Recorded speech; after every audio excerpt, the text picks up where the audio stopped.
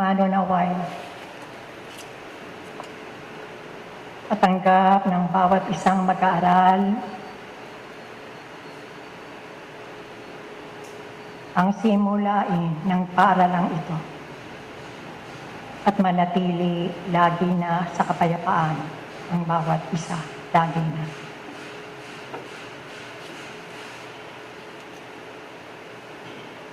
Patuloy ang tao sa internal at external na pakikipaglaban na hindi pa rin mahawan ang madawag na landas ng buhay.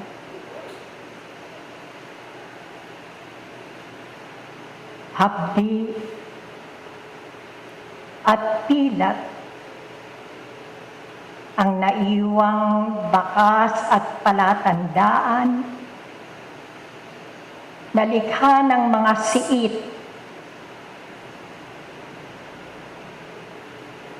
at mga bato na humahadlang sa kanyang pagpapatuloy. Sadyang ang tao ay mapaghamon sa kabila ng tinatanggap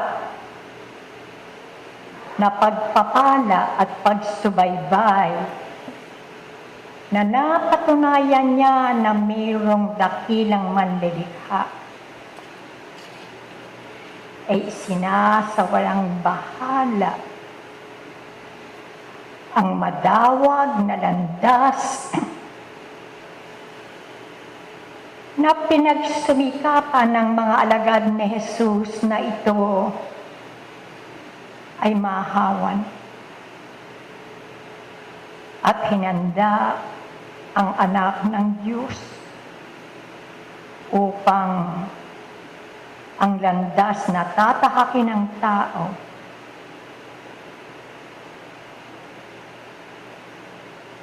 ay maglagos sa Kanya ang kahalagahan ng kaliwanagan. Gayunpaman ang tao sa kabila ng tinatamasa na pagpapalang material ay hindi niya isinasaalang-alang ang tunay na ako ang espiritual. Nakikipagtagisan upang makamit ang mga kahinaan na siyang nagpalugmok sa bantayog ng kanyang paninindigan tungo sa kawagasan. Natagpuan ng tao ang maraming mga salikutgot na ang mga siit na tumimo sa kanyang laman ay siyang gumigiyahis hanggang sa pagkakataong ito na mapaghamong kontemporaryong teknolohiyang kalagayan ng inyong dinadakila. Pinagbubuhusan ng panahon, nauubos ang lakas. Hindi nadarama ang katok ng budhi na ikaw, lalo na nabibilang sa paaralang ito, mayroong dakilang tungkulin na sa abot ng iyong kaya. Na kahit na ikaw ay may kapansanan, kahit ikaw ay may karamdaman, kahit na ikaw ay nagdarako sa buhay, ngunit ikaw ay isa sa mga mandirigma ng ating Panginoon upang ikaw ay maging kaagapay niya sa pagpapalaganap ng kaliwanagang tinatanggihan ninyo at ng marami ninyong mga kapatid. Ginugugol ang bawat oras ng inyong buhay sa pag-aaksaya ng mga bagay na lalo ka lamang nagdadala sa iyo sa kapaghatian. Nasa iyong katwiran ay mayroon namang mulit-muling buhay na dito ka na magsisimula, dito ka na ikilos gagawa. Ngunit hindi gayon mga mag-aaral, sapagkat utang ninyo ang kawalang halaga ng pag-aaksaya ng inyong mga paningin, ng inyong mga lakas na makahakbang at makarating sa mga kapatid o sa mga lugar na maraming nangangailangan. Hindi sapat na ikaw ay lumimpis sa tahanan. Gawin ang mga pang-araw-araw na gawain sa buhay para sa laman. Ngunit kayo, nalalaman ninyo ng maraming mga tinig ang aligaw-ngaw sa alangaang. Marami na kayong mga kapatid ang umaani ng kapaghatian bunga ng kanilang kawalang malay at kaalaman sa pagbabayad utang. Palagi kayong tinatawagan na gumawa. Ngunit, hindi pa kayo nakagagawa. Sapagkat para sa inyo, wala kayong kakayahan para kayo ay gumawa. Ngunit ibinigay na sa inyo, hinimaymay sa inyo kung paano kayo gagawa. Lalo na marami kayong mga kapatid na nagiging biktima ng hagupit ng kalikasan. Ano ng lakas ng isipang kaakibat ng bulong ng inyong puso? Nadamaya ng marami ninyong mga kapatid sa inyong paligid, na kayo sa inyong tahanan ay abala sa paggamit ng makabagong teknolohiyang inyong sandata upang maiwasan ang pagkabagot sa buong maghapong kayo ay hindi nakakagawa. Kailan aagos ang liwanag mula sa ng inyong puso? Napakarami sa panahon ito ng mga kapatid ninyong nangangailangan. Hindi lamang ng mga usal ng pagpapala sa kanila, na matighawang hagupit ng batas na kailangang maganap at anihin nila sa panahong ito. At tulad din kayo ng agos ng tubig na walang kawawaan. Ang agos na ito na nagpapaktianod. Ngunit hindi kayo ganon mga mag-aaral. Manhid pa rin ang mga mag-aaral ng paaralang ito. Hindi pa kayo nakapagbibigay o amot o magimos sa marami niyong mga kapatid, huwag na sa ibang lugar, kundi sa paligid ng inyong paaralan. Mga hinaing at hinagpis na nakahulagpos sa mahigpit at pagkakapit sa lakas ng pag-asa na mayroong isang amang makapangyarihan na sa kanila ay sumusubaybay. Ngunit alam nyo na ang mga kapatid na ito ay kapos sa kaunawaan kung ano ang tunay na palapamaan ng buhay. Kailan ninyo bibigyan ng katotohanan ng pagtawag sa paulit-ulit na panawagan sa inyong paggawa.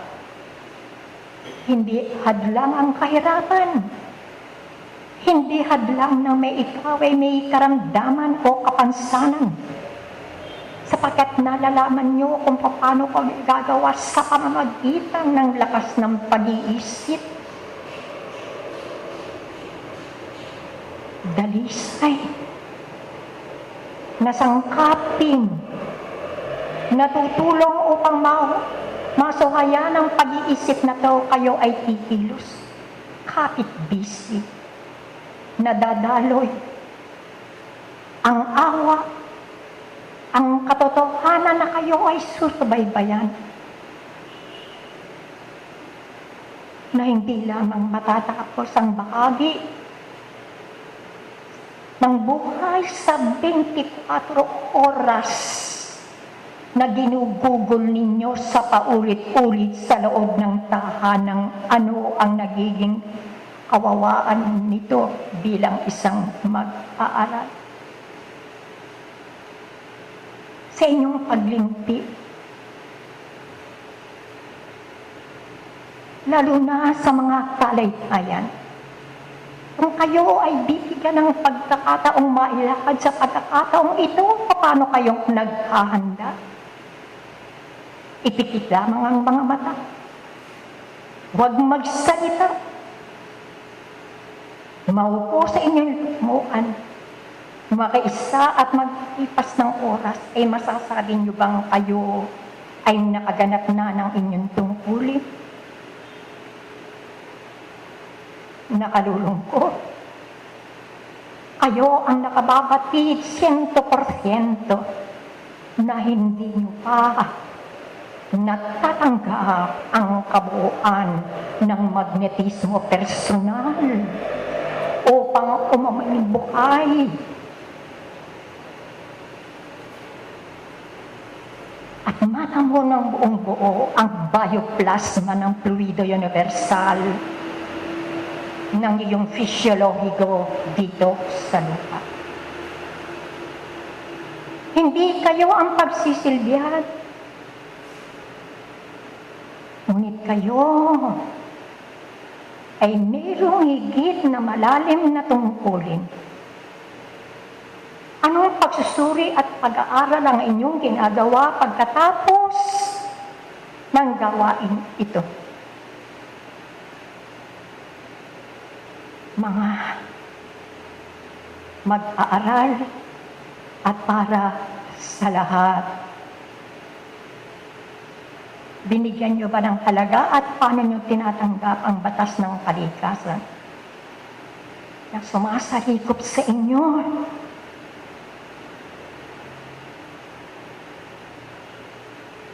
Ang gas, ang araw, ang hangin, na kaya kayo paumanhin ay natatagpo ang lugong hirot, ananamlay at kawalang siglaan,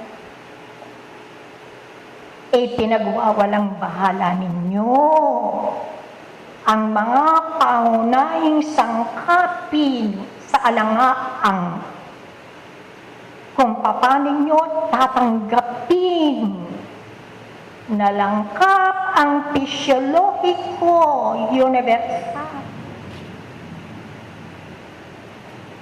fluido, solido, at fluido, likido.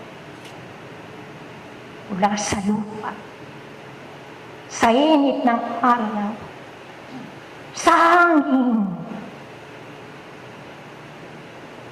upang kayo ay magpatuloy na tumibok ang puso. Kaya hayaan, mga kapatid,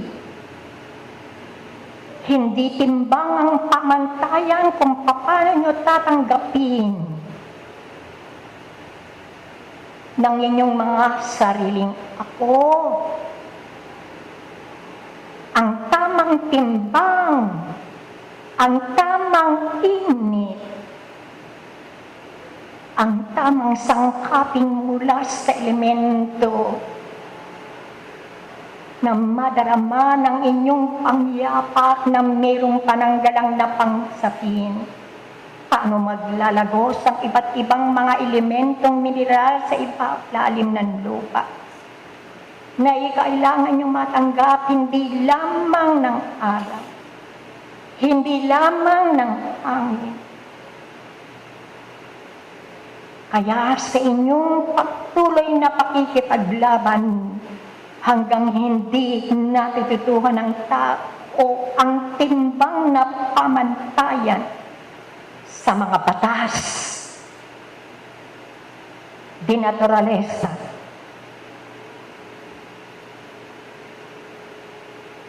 yan pa rin ang patuloy na magiging kalagayan ng inyong ako. Narinig nyo na kayo ang higit na makapagpapagaling sa inyong sarili. Narinig nyo na bakit nyo nahahapit ang karamdaman na yan. Bakit di na napako ang kirot at ang hadlang sa mobilisasyon ng iyong katawang laman? Kinausap mo ba ang iyong budhi? Nagkaroon ka ba ng ebaluasyon sa iyong sarili sa panahon ng iyong pakikisalamuha sa inyong mga kapatid? Sa kilos, sa salita, paggawa, pakikitungo sa kanila. Ano ang ibinubunga? Positibo o negatibong enerhiya ba? Kaluluwa. Ikaw. At walang sino man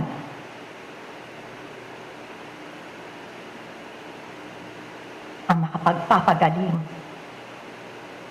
makapagbibigay ng ginhawa sapagkat ang idinudulog ninyo, ang pagpapagamot, ay hindi ang kagalingan ng laman, kundi ang pagdulog nyo sa harapan ng altar ng Ama upang dumaloy at madaman nyo ang pag-ibig. Linisin ninyo ang sariling ako at ang dilit iba inyong kaluluwa.